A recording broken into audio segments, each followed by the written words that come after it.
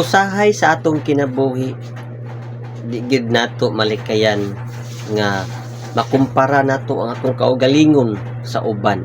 Nga makaingon ta, may pa sila, nindot pa sila gikaon. May pa sila, nindot pa sila gisuot. May pa sila, nindot pang ilahang kahimtang.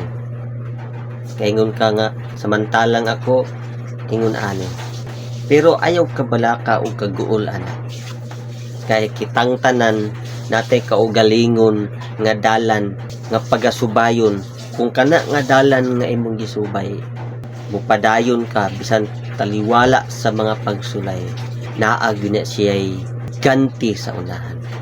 Kay kanang mga tawo karon nga hayahay sila, nindot ilang kahimtang, miagi pud na silang kalisod. Miagi pud na sila og kapait sa ilang kinabuhi. Kay ang tanang tawo wala gyoy mindiretso og kahayahay. Kitang tanan agi sa kalisod, kapait sa kinabuhi. Kanang halos na gyud mawad-an sa paglaom. Kabantay mo sa uban nga stress sila.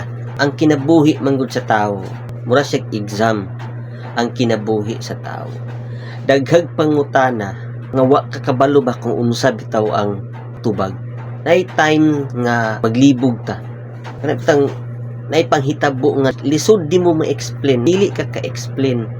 Naiingon ana nga panghitabo.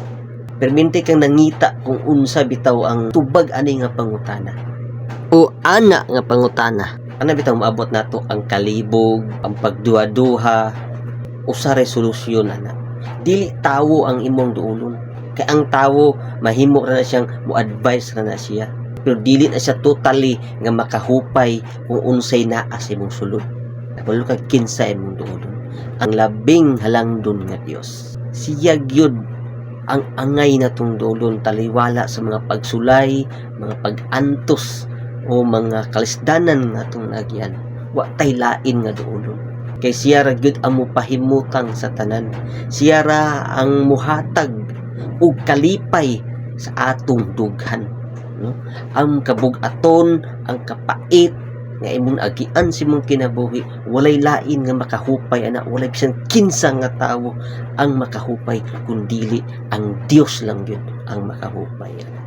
Siya ra gyud, wala nay lain. Kung ikaw halos nakamawad-an sa paglaom, ampo lang.